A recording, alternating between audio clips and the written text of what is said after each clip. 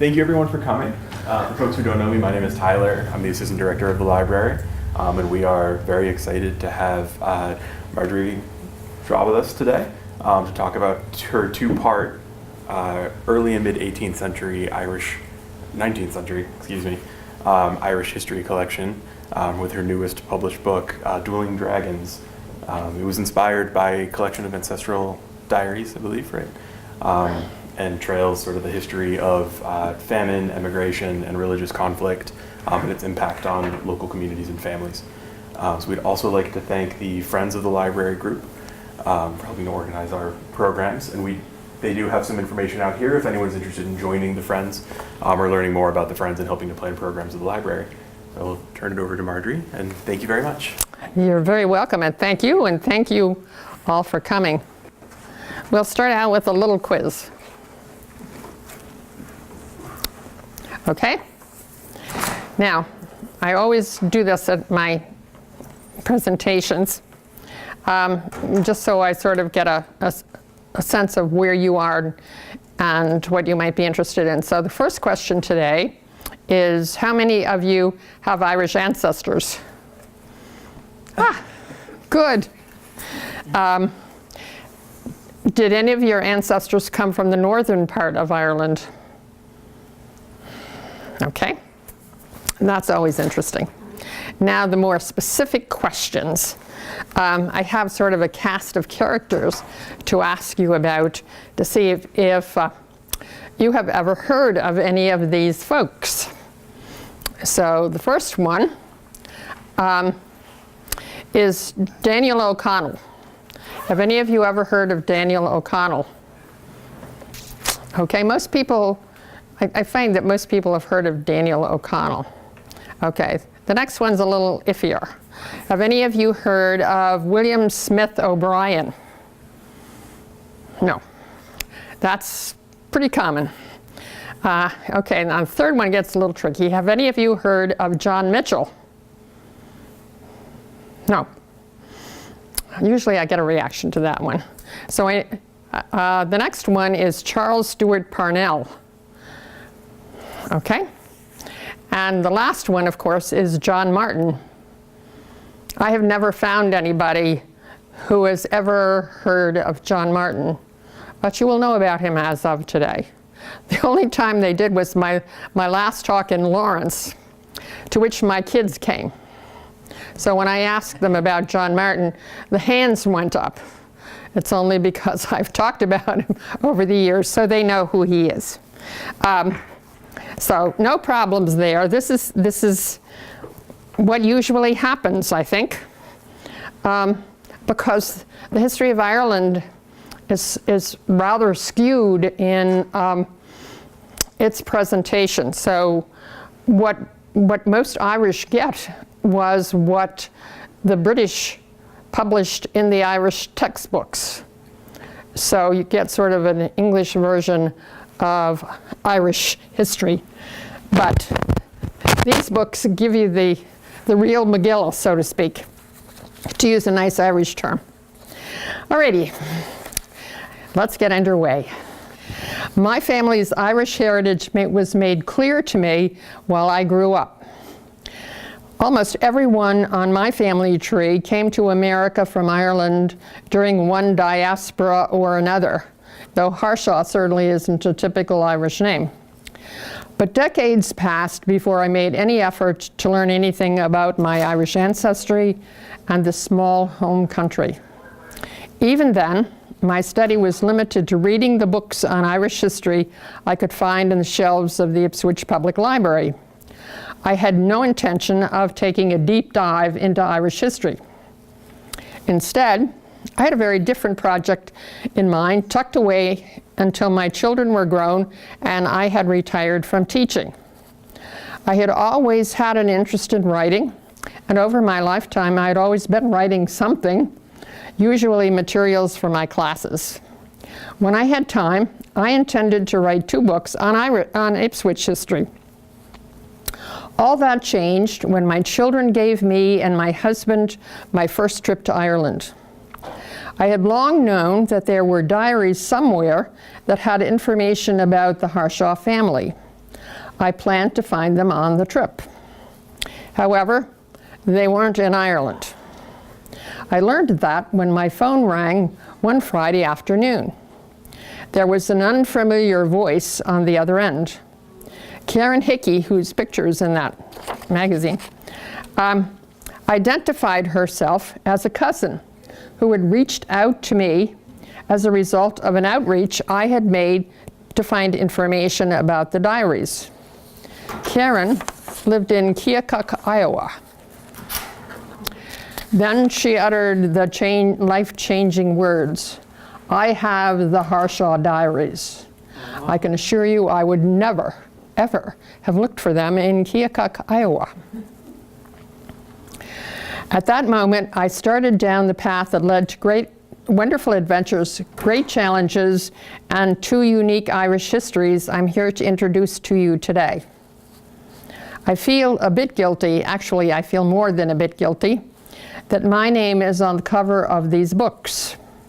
For to be truthful, I didn't actually write most of the words contained in them. These histories were principally written by three ordinary men who lived through much of the 19th century, men you have likely never heard of. I was a detective, editor, assembler, and context creator, more than a writer. Both Dwelling Place of Dragons and Dueling Dragons record Irish history as it happened.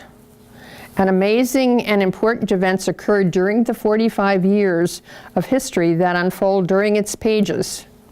The tithe wars, the poor laws, the struggle for tenants' rights and education for all children, voting rights, tariffs and free trade, excessive Irish taxation, government endorsement of a single religion, potential revolutions to wrest control of Ireland from England and to bring democracy to this beautiful island.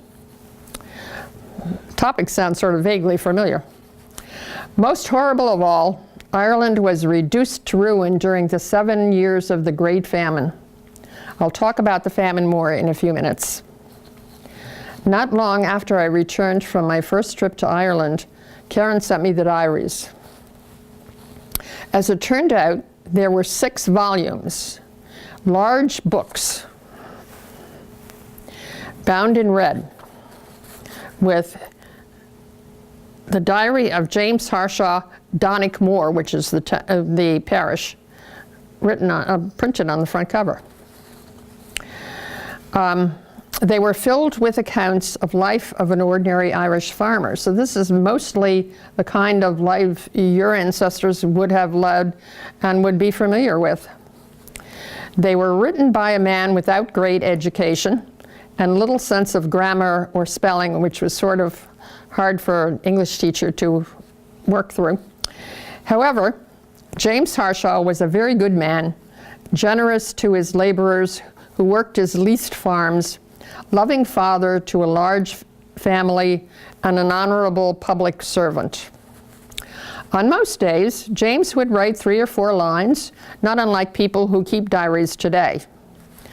On April 1st, I chose that day because of today, 1846, James wrote a typical entry. Another fine day. Alexander Douglas sent me 6 cubic weight of seed oats that he'd got from Blakely of Ballyroney. Sowed it for the first this season on the upper brae and the near side of the 4th field. Showered in the evening. Visited Mrs. McCullough.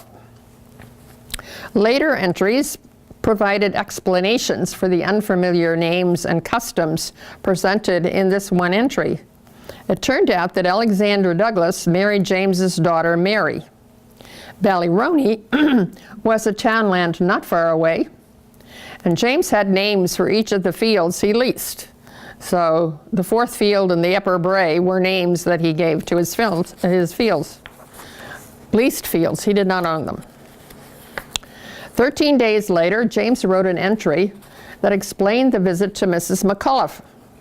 April 14th, a dark morning. Mr. John McAuliffe died about 7:30 this morning. Was sent for by Mrs. McAuliffe. I arrived there a few minutes after his death. Found the missus and children in tears.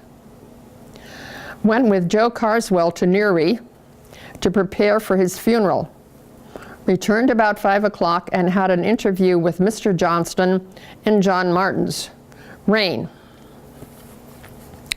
When I brought the diaries home again to Ireland, 100 years after they arrived in America, I donated them to the Public Record Office in Belfast, where I knew they would be properly preserved.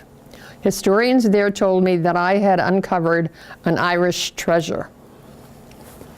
Once the diaries were safe at home in Ireland, I had a choice.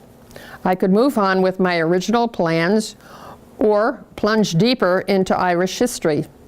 I decided, wisely as it turned out, to choose the latter path forward. In the second entry above, James mentioned John Martin. I mentioned him before, a man I had never heard of before. In other volumes, James made clear that John Martin was his nephew, and that somehow John was an important political leader. However, his name seldom appeared in any Irish history. There was then only one other possible source for any additional information about this newly discovered cousin of mine. Newspapers were the only media of the day. Perhaps there might be a local newspaper that would fill the deep gulfs in my knowledge about John and clarify my understanding, or lack thereof, of Irish life in the 19th century. Luckily for me, just such a newspaper existed, the Newry Commercial Telegraph. Even better, many years of the paper had been filmed by the National Library in London, and they were for sale. I bought myself a second-hand microfilm reader, which I set up next to my computer. One by one, I ordered rolls of film, which then arrived in my mailbox in Ipswich. Hour upon hour, I sat in my office and read these ancient newspapers and typed notes into files on my computer. When I finished, I had read each edition of the paper, beginning with the earliest year available, 1928, and ending with 1875. 7,332 editions of newspapers in all. I had learned a lot about the history of Ireland generally, and the area around Newry in particular. This ancient town was located at the end of Carlingford Lough, which led directly to the Irish Sea. It was also located on the main road between Dublin and Belfast. As a result of its location, it had experienced many invasions, first by Viking pillagers, later by a part of Oliver Cromwell's army, and finally by King William's forces marching south to the Battle of the Boyne. John Martin appeared often in the columns of this newspaper and other publications as well. Though forgotten today, he was well known during his lifetime, and he left an extensive written record. John had kept a journal himself during some periods of his life, fragments of which still exist. But mainly he wrote letters and speeches which recorded his political actions and beliefs. Fortunately, many of these writings have been preserved for me to find. He was a plain but powerful writer. He was a much more educated man than his uncle Harshaw, having graduated from Trinity College. Still, his purpose in life was to be a farmer, to manage the townland of Lough, which his family actually owned. John and James often worked together, the Martin family property being located just across the lane from the Harshaw lands, both just 4 miles north of Newry town. John wasn't a healthy man, having suffered from severe asthma from the time he was a baby. But he pushed through the attacks as best he could and returned to work as soon as the symptoms eased. Through some sort of miracle, I had accidentally stumbled onto two connected men who wrote extensive first-hand accounts of their personal histories, a gold mine of unknown information. Somehow, I had to make this information available to those who care about Ireland today. Publishing an Irish history based on the writings of these two men seemed the best option. There remained a problem to overcome.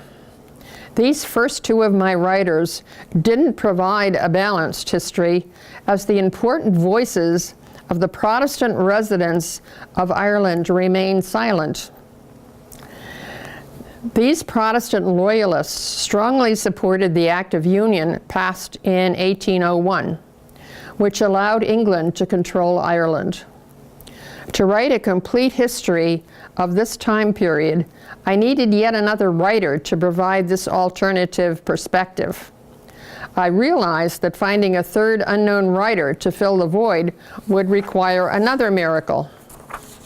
And that miracle happened as well. I knew that the editor of the Newry Telegraph was a young man, also a Presbyterian, who recorded his strong views supporting the Act of Union and British domination of Ireland in editorials which appeared in each edition of the paper. I came to know him well through reading decades of his editorials. When I discovered that this editor, George Henderson, actually knew both John and James, I realized I had found my third writer. John Martin and George Henderson actually went to school together, so that's how they met. I'm going to use the famine experience, which I know many of you are familiar with, to illustrate how each of the men viewed the famine and their role in this horrid humanitarian disaster. Did any of your ancestors come during the famine or shortly thereafter? Do you know? The immigration obviously expanded then, but there was extensive immigration from Ireland for many decades before. In fact, 50% of the Irish immigrants to America came in the time period that's covered in these books. So if your ancestors were there between 1830 and 1875, what's in the books would be very familiar to them. This is what their lives were like, how they lived in their farms and what worried them and what hardships they faced. So let's start with James Harshaw. His information about the famine was often just a sentence fragment in a larger entry. So one of my tasks was to put them into a cohesive narrative. The following paragraphs are direct quotes from Dueling Dragons, which is the first book. It starts in 1830 and runs to 1849.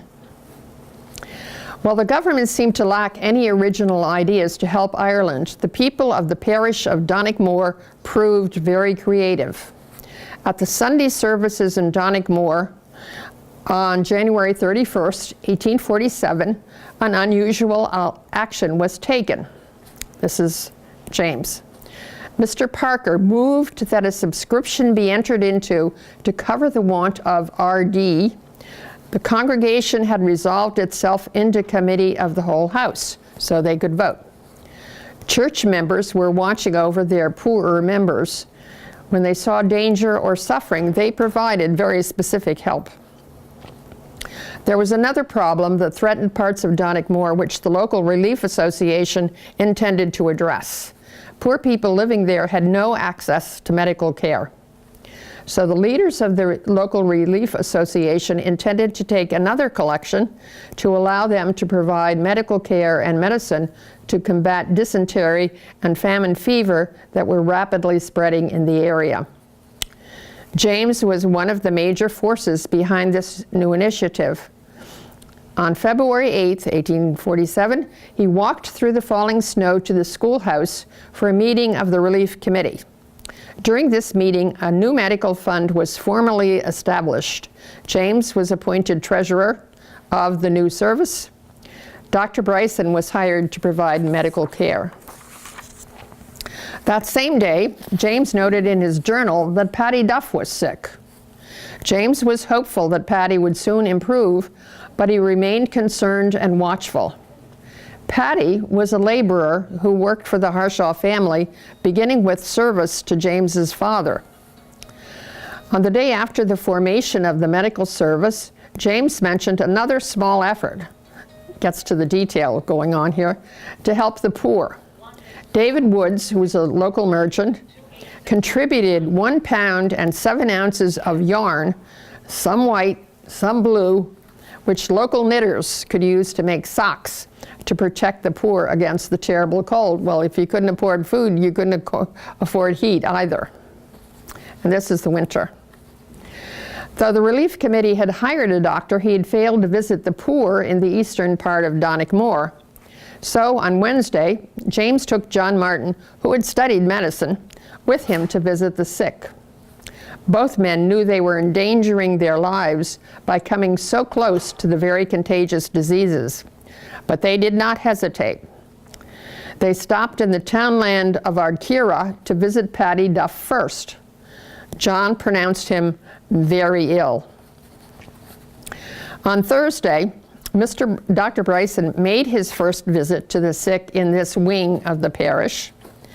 By Friday, the 12th, it was obvious that Patty was near death. Friends wrote to the Reverend Quinn, rector of the Donegal Church of Ireland. So this is the Episcopal Church. Interesting to note that Patty was a Catholic, requesting him to visit Patty. There weren't any Catholic priests in the area. James was pleased to find Reverend Quinn praying with Patty when he visited in the evening. Finally, on Saturday, James sadly wrote, Patty Duff died about 5 o'clock. He had lived here from May 1817. He was an obliging, kind man, and above 80 years of age. As March began, the future of local relief efforts was uncertain, for the government had yet to make clear how they intended to implement a new law Parliament had passed to deal with the famine. Still, the Donegal Relief Committee found another way to help their poor neighbors. The most prosperous farmers were assigned responsibilities to assist specific families in particular need. James and Robert Wilson were charged with the care of Joe Kidd and his family at a meeting on March 1st. On the next day, James attended to his new obligation. Dry, cold air from the north. Went with Mr. Wilson's to Joe Kidd's. They provided the help that was needed. On the next Sabbath, James returned, dry, cold day, visited Joe Kidd, and took his directions for drawing out his will. Now, one of the funny things that happened, James always commented on the weather because it was such a critical factor in farm success. If you didn't plant at the right day, you planted and then there was a heavy storm, it would be very bad. They read the weather. So one of my other grandparents came from County Cavan. So I knew the date that, it's not too far away, and I knew the date he was born. So I looked up in the diaries and I found what the weather was like on the day my grandfather was born. Anyway, while James remained healthy, his sister Jane, who was John Martin's mother, was stricken by famine fever, contracted while serving the poor in the area. James followed his sister's illness in his daily entries. Finally, on Friday, July 16th, James wrote, "Rose after 3 o'clock and visited my sister. Found her very weak. Kissed her brow. David Martin read the 17th chapter of John's Gospel. I prayed. Remained with Robert and others of the family in the drawing room. Visited her again and kissed her brow. Her breathing continues very calm and countenance very placid and mild. The last enemy seems near, very near, but disarmed of his usual terrors. Her lamp burns quietly out, like the sun in the western sky on a clear, mild morning in the month of July. She entered into her rest about 6:30 this morning in the presence of all her children, myself and the dandy. James gave this nickname to his wife, Sarah. He gave nicknames to a lot of his friends and family. On my way home about 8 o'clock, I was forcibly struck by the fact that I had never traveled that way before without a sister. This reflection brought water to my eyes. But I was consoled by the thought that she had entered into her rest, that she slept in Jesus, and that to be with Christ was far better. John Martin closed her eyes. She sleeps, now she sleeps the dreamless sleep of death. After life's fitful fever, she sleeps well. John Martin would later write that the famine resulting in so much unnecessary death seared his soul. It was this event that would propel him to political action. His first venture into politics was the personal effort to fight the British plans and save the starving Irish through writing a series of 10 letters on the topic. George Henderson printed them all in his newspaper. While John's letters were appearing in the paper, George wrote editorials in each edition of the paper, which made clear he opposed any action to fight the famine that might weaken English control in Ireland. Still, during the famine crisis, he often expressed concerns that danger was pending. In one column, he urged the absentee landlords to return to Ireland to ensure their poor tenants across the south and west of Ireland didn't die. Most of the large landowners in Ulster actually lived on their estates and did much to save their tenants. They, absentee landlords, are bound, in such a season of peculiar distress, this is George Henderson, to look after the tenantries from whose labors they have derived the princely incomes that have enabled them to enjoy life among the aliens. They must make up their minds to give a home a trial, to content themselves with Irish climate, Irish food, Irish recreations, foregoing, at least for a time, the sunnier skies and milder atmosphere of Italy and France, the more delicate and luxurious fare of the cafe, and the more fashionable pleasures of the continental spas, and all the other corrupting places of resort where a mustachioed and short petticoated profligacy feeds on the wealth derived from Irish industry. Certainly, the British government wouldn't allow the Irish people to starve should the landlords fail to do their duty. Didn't quite get that one right. George continued to explore the threat to Ireland with an editorial titled, "Is Famine Pending?" He informed his readers that most newspapers seemed to believe that that was the dire situation in Ireland. However, he didn't share that gloomy outlook. He pointed out to his readers that the rest of the crops were in no way damaged. Wheat supplies were of average amount, but excellent quality. The oat crop was somewhat less than normal, but larger than normal supplies of barley had already been taken to the stackyards. This evidence proved that there was enough food in Ireland to preserve the Irish people until expected supplies arrived, as usual, from America. He didn't mention that all this locally grown food was sent from ports like Newry to feed the English people. George summed up his analysis of the situation in Ireland by offering his own answer to the question he had posed in his headline. Notwithstanding all the dismal croaking that has been heard, there is, thank Providence, no risk of Irishmen being starved to death. Just 4 days after publishing this positive analysis of the food situation in Ireland, George provided his readers with a very different point of view from another newspaper, this time an English one. Did George personally hold a different view than he published in the paper? this is the contrary perspective.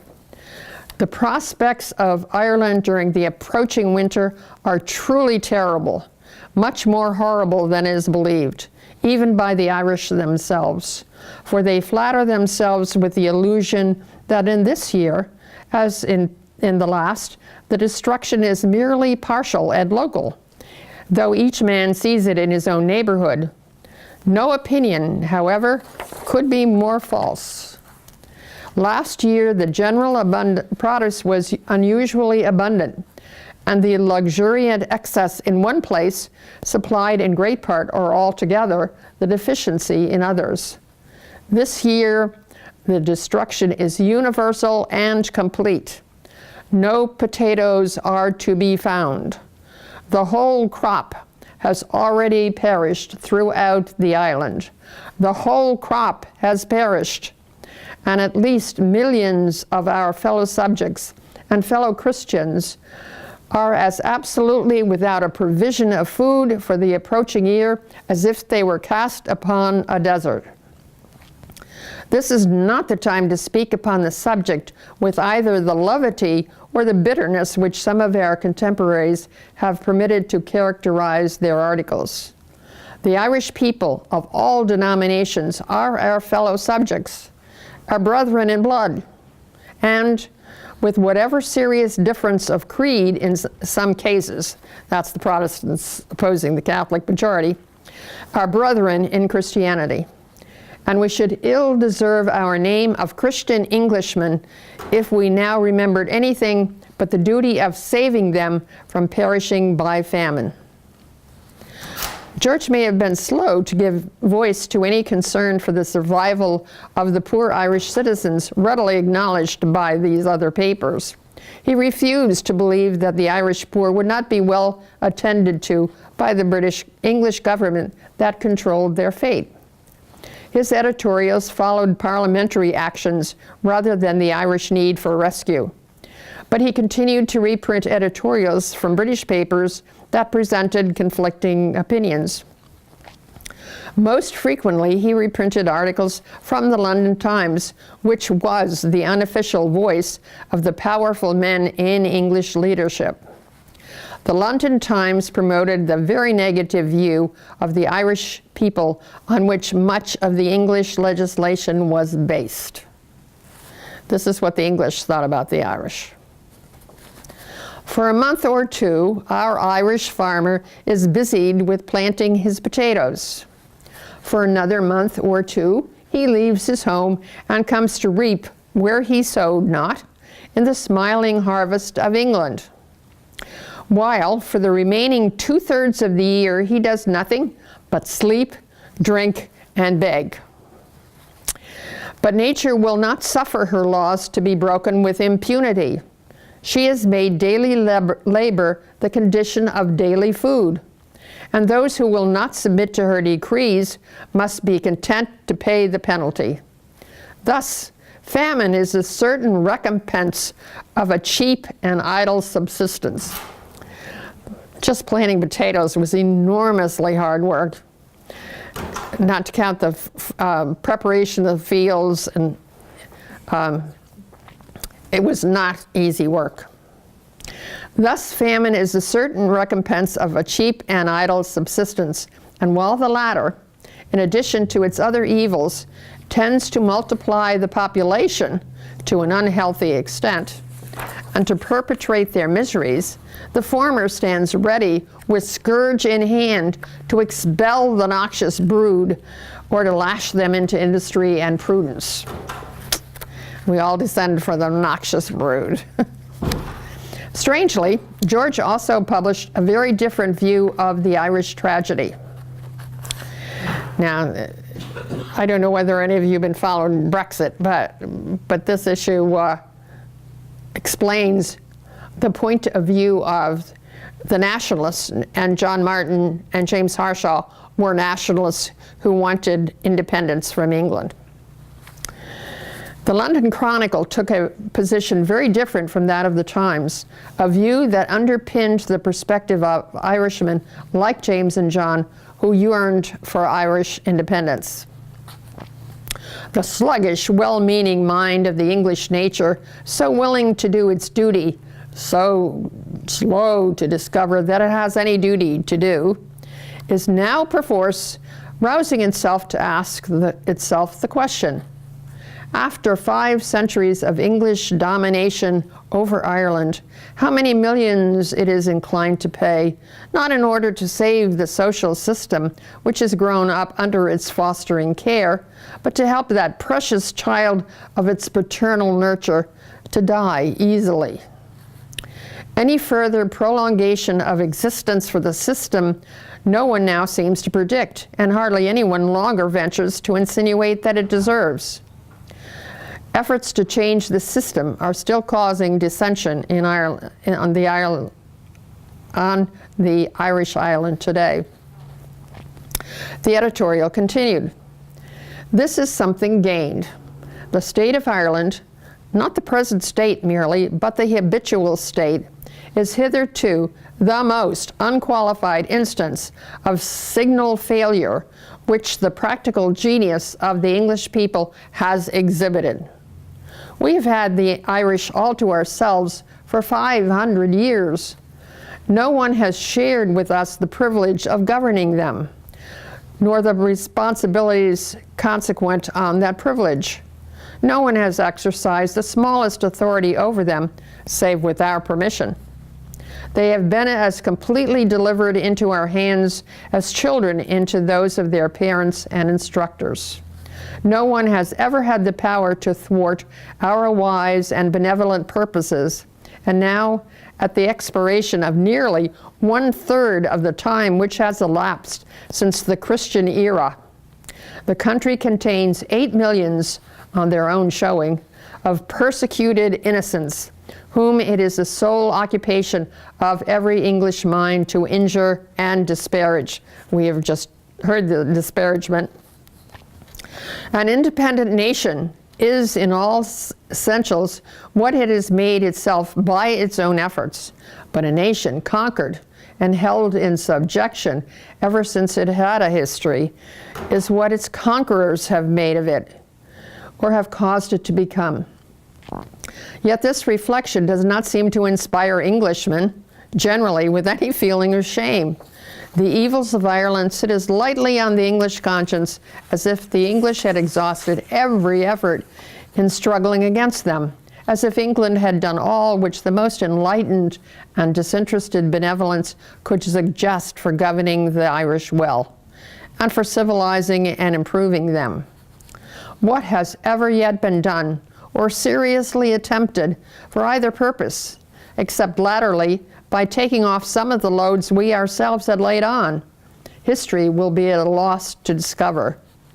It is not, however, by England's voluntary choice that Ireland is what she is.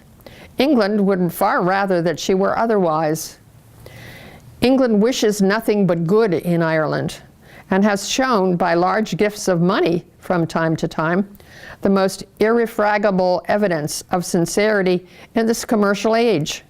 How gladly she would make sacrifices to promote Irish well-being, provided that it could be done without deviating 1/10 of an inch from some extremely beaten track, without introducing a single principle not already familiar even to triteness in English practice, without alarming the most insignificant English vested interest that chanced to be called by the same name as some Irish nuisance. Unfortunately, no good could be done in Ireland under these conditions. Accordingly, the work is still to be begun. And an emergency pressing so instantly for action as to leave scarcely any time for deliberation finds the public, to all appearances, unfurnished with any opinions on the nature of the remedy which the condition of Ireland requires. While George was encouraging English insufficient efforts, he continued to publish John's famine letters. This is an excerpt from one of John Martin's letters. So this is John Martin writing. Without dwelling on this painful subject, I must say I begin to fear that a very great amount of the population, even of Ulster, must perish before next August.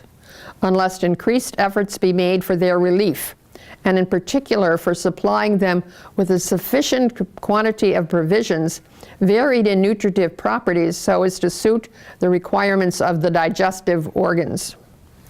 While poor farmers could subsist on a diet of potatoes, no single replacement food could provide a suitable substitute. In another one of his letters, John wrote a response to a subsequent editorial that George published from the government propaganda outlet. How industriously the London Times has labored, again John Martin, during the present calamitous season to bring the landlords and the people of Ireland into contempt and disfavor with Englishmen, our readers have learnt from the excerpts out of the columns of that journal frequently quoted into the Telegraph. How resolved our contemporary is on accumulating insult and injury on our hapless country. The leading article this day transferred into our first page demonstrates. Formerly, the accusation leveled against the Irish imputed to us as a nation a universal design on the pockets of John Bull, and represented that our potato rot was employed as a bugbear to scare the English people and trick them into a concession of alms. And the advice then given to England was to keep never minding the figures of Irish rhetoric employed to describe the potato corruption, and at all events by no means to give money without due inquiry beforehand as to the reality of the alleged famine. Now that charge against us and the advice to Englishmen are altered to suit the somewhat altered circumstances under which the journalist writes, it being no longer possible to doubt or deny that in Ireland there actually is physical wretchedness, that want is experienced to an unprecedented extent, and the disease, following on the heels of famine, is hurrying multitudes of our fellow countrymen to untimely graves. The accusation against the landed proprietors of Ireland now is that they are seeking through the famine outcry to prey upon public resources and secure an annual subsidy of a few millions to their own worthy selves. And the counsel now offered to the people of England is deprecatory of any money assistance whatever toward the relief of Irish poverty. Deep must be the malignity that prompted such inhumanity. And unhappily, the reclamations of the times have not wholly failed of the intended effect. On that score, the report of the Skibbereen deputation is conclusive. Skibbereen was one of, have any of you ever been to Skibbereen? Skibbereen was sort of at the heart of the area that was most struck by famine. And if you ever go to Ireland, you need to go to Skibbereen. There's a lovely famine, lovely, probably the wrong word, but there's a museum on the famine. Just outside the town of Skibbereen is a cemetery that I went to, and it was one of the most moving experiences of my trip in that part of Ireland. There's a circular memorial to the 7,000 people that are buried in that site. 7,000 people in one place. Anyway, yet we are not without encouragement to reliance on the proverbial charity of England. Already they have been received and acknowledged various contributions from the sister kingdom, testifying to the disposition of Englishmen not to cast off Ireland and to leave her to bear the whole burden, but generously to aid in relieving this country from the pressure of national calamity. One of the most moving things that I learned in this research was that there was another contribution of $24 that came from the Cherokee Nation in Oklahoma to help relieve Irish famine. They raised the money shortly after they had experienced the truck of tears from eastern coast to the resettlement in Oklahoma when many of them had died. While George didn't editorialize on the effects of the famine, he did publish some accounts of the devastation that were flowing in from visitors who actually went to the parts of the south and west of Ireland where the suffering was most dire. John wrote a letter commenting on one of these articles, and this is sort of difficult to hear, but this is actually what was going on in Ireland that the British government didn't seem to be able to help or come to grips with. Few readers of the Telegraph can have perused the details given in your paper of yesterday respecting the progress of our Irish famine and pestilence without horror. Villages inhabited by breathing skeletons, cabins occupied by corpses for terms of 7 and 14 days, fields and gardens pressed into service as graveyards, exhibiting portions of mutilated human bodies, partly eaten by dogs. In one cottage, an old woman, the only breathing householder, has exhausted her poor strength in erecting a barricade against the intrusion of vain sympathy, that so she may have peace to lie down beside her silent companion and die and be at rest. This companion was a famine-struck stranger who had asked permission to repose for a few minutes, and having laid down on the bed, expired within a few minutes. Let us note, too, that the old woman had some money in her possession, wherewith, according to enlightened statesmanship, she ought to command a supply of food and avert starvation. But the nearest food market is 4 or 5 miles away, and no messenger can be induced to go and carry it to her. Her money will not purchase a cargo of provisions, neither will the united monetary resources of her village, nor, we may fear, of the town 4 or 5 miles away. And therefore, no provisions will come to them. For provisions imported from foreign countries come only in cargoes, and to be distributed for consumption require trading agencies which do not exist in such localities. Had the food raised on our own soil been retained in Ireland, a retail trade would have been immediately in operation throughout the country, and every town and village containing its stores and granaries, and every locality its provisions shop. The whole face of Ireland is blackened over with pestilence and famine. Even Ulster, even County Down, where they lived, contains not a barony or a parish where one can travel without meeting continual tokens of the presence of human suffering. The wages received by laborers either on public or on private works are miserably insufficient for the supply of a proper quantity of nutritious food. And the relief provided by private benevolence comes far short of the necessities of the poor. In the case of almost the entire working population and of the pauperized population outside the workhouses, Indian meal and oaten meal has taken the place of the potato as the single article of diet. Now, there can hardly be a dispute that potatoes as a single article of diet, or with a sole addition of salt, supported health and strength so as no other single article, no matter how nutritious, could support. The average Irish farmer ate about 15 pounds of potatoes a day, and that was it. They were lucky they had a little buttermilk they could whoosh with it.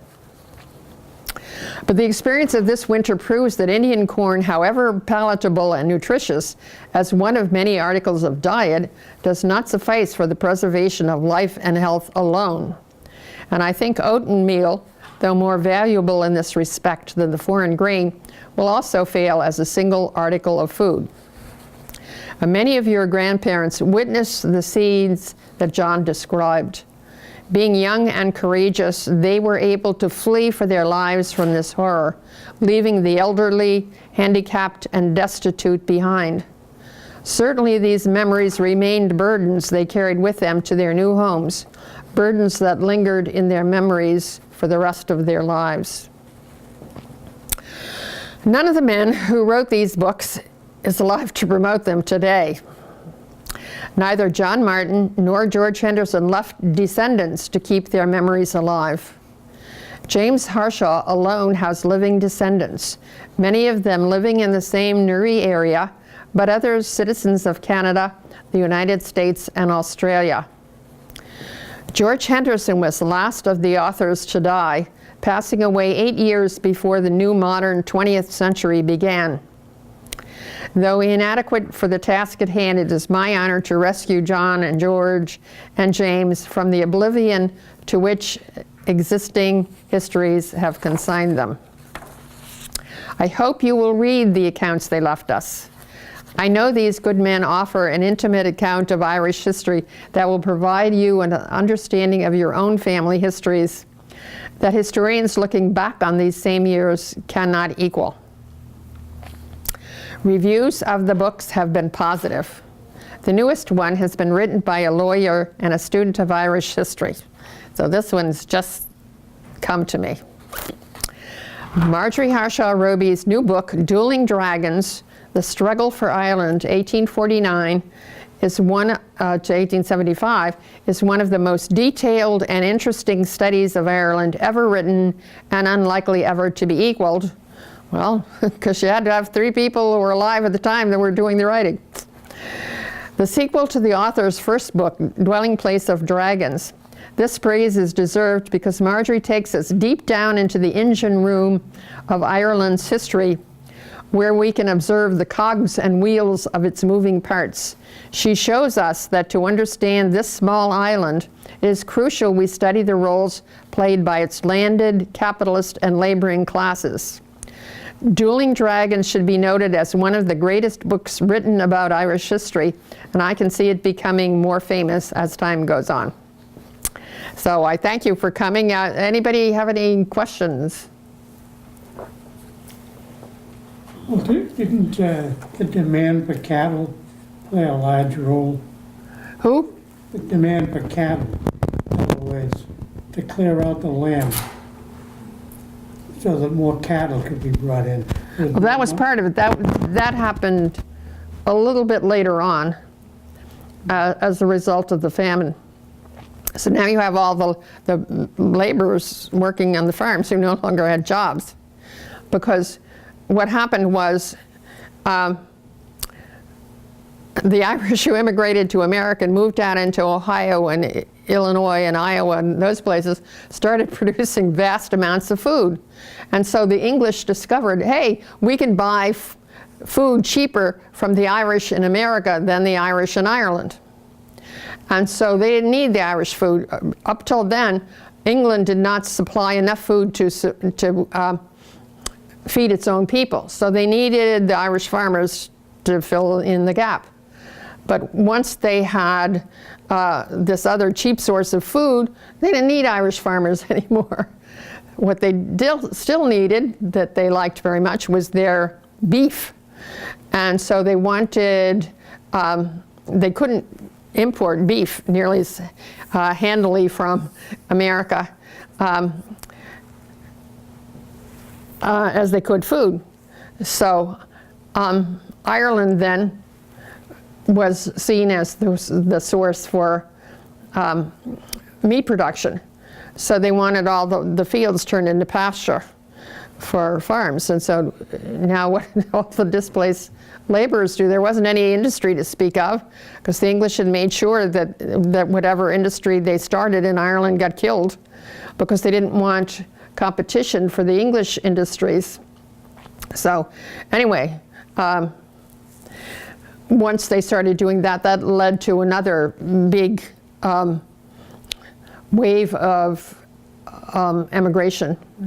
Now, did any of your ancestors come to Canada? They all came to America, as far as you know. Yes. Well, the trick was that it was cheaper for people without resources to go to Canada because the shipping was cheaper. The American government didn't want poor Irish peasants bringing disease flooding into the United States. So they required ships bringing Irish immigrants to the US to have a doctor on board and to have a guaranteed supply of water and food, which wasn't the case in the coffin ships that you've heard about. And so that made the cost coming to America cheaper, more expensive. So what a lot of them did was come into Canada. My great-grandfather, Harshaw, who was the first one that came over, came to Canada because they couldn't afford to come to the United States, actually came down the St. Lawrence River and just walked in. There was no immigration, no customs control, no nothing, it just came. So anyway, I want to thank you all for coming and listening attentively. I just want to close with the words on John Martin's tombstone. You know, there's this conversation question that you often have in parties. You know, who in all the history of time would you like to have over for dinner? Well, John Martin is one that I would want to have over for dinner, just to talk to him for an hour. Anyway, let me close by sharing the inscription on John Martin's tombstone. John Martin, born 8th of September, 1812, died 29 March, so it was 144 years ago last Friday. He lived for his country, suffered in her cause, pleaded for her wrongs, and died beloved and lamented by every true-hearted Irishman. Now, I could never pitch a book that I wrote, but I have no objections at all to pitching a book that John Martin, James Harshaw, and George Henderson wrote. So in commemoration of John Martin's death 144 years ago last Friday, I have a special for you today. So I have a discounted offer for the new book, Dueling Dragons, $20. Because I'm doing a revision of the first book, so that they go together and it looks like it's a set, because they don't at the moment. They're not formatted the same. The text is pretty much the same in both the current edition of Dwelling Place of Dragons and what will be the new version. But because there is a new version coming, and I still have copies of the old one left, anybody who buys the new book will get a free copy of the old one. So anyway, thanks for coming. Thank you. One other little issue. You'll find that reading some of this is difficult because the style of these men was different than the style of current writers. So I'm going to give you my email address. If you buy the books and want to, now or any other time, want to communicate with me, and I can explain things to you, answer your questions. So my email address is an easy one, because it's easy. It has to be easy for me to remember it. It's MHR, which is my initials, all lowercase, and the word Irish. So it's MHRIRISH@AOL.com. And if you just put the heading on it of Dragon Books, I'll open it. I'm kind of particular about what comes in from people that I don't know.